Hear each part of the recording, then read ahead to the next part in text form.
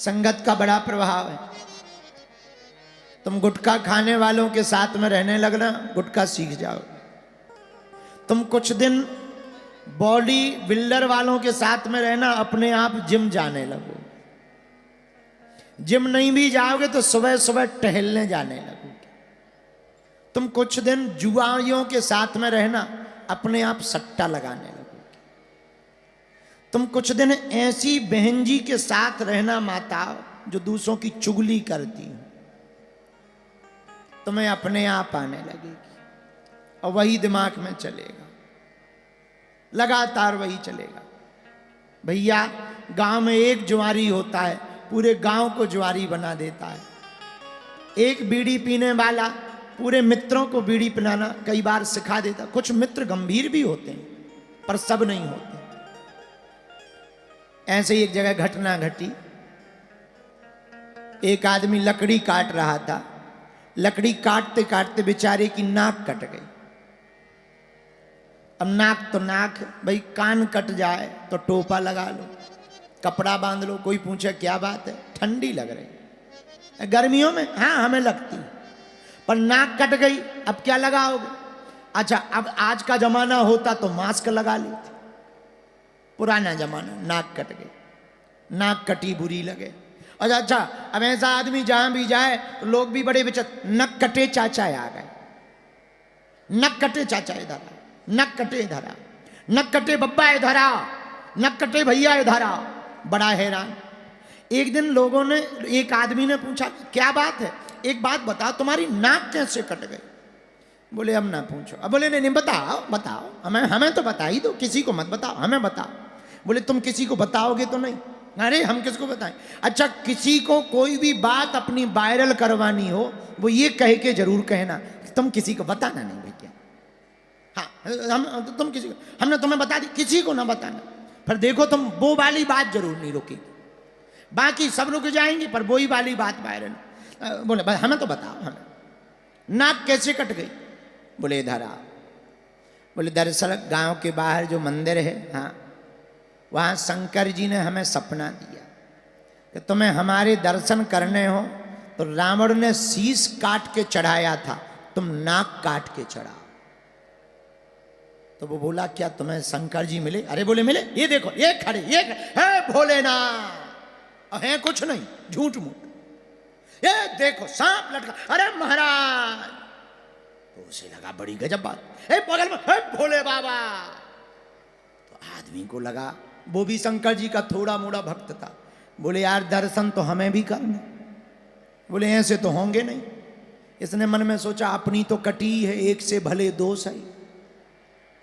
बोले ऐसे तो नहीं होंगे। बोले फिर? बोले चलो तुम भी काटो।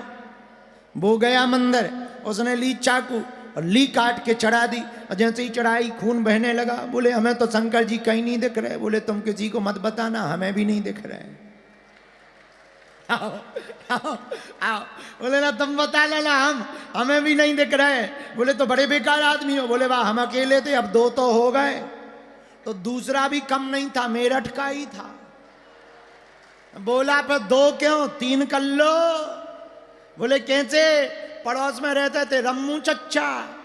बोले रम्मू इधर आ। हाँ। तो उसने पूछा भैया पहले तो एक, अब दो दो लोगों की नाक कैसे कट गई? अरे बोले ऐसे। अरे बताना। अरे बताओ तो।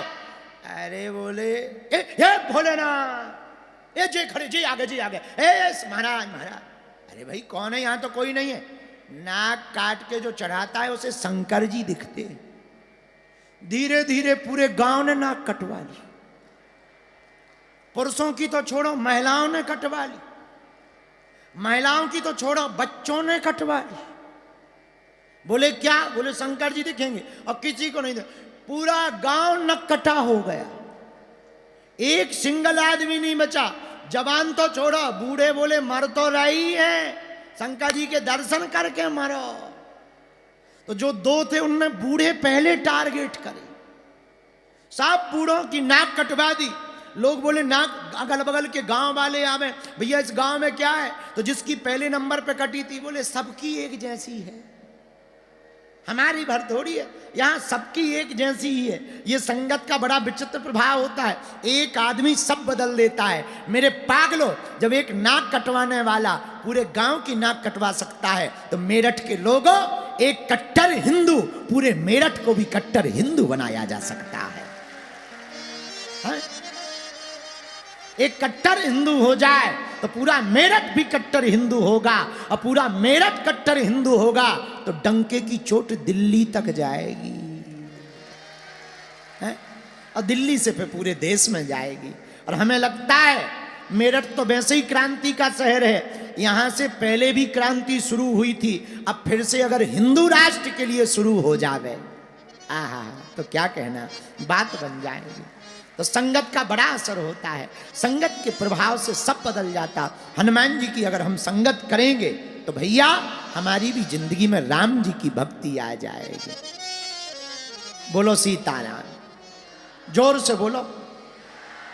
पर एक बात और, जब तक रहेगी जिंदगी फुर्सत न मिलेगी काम से,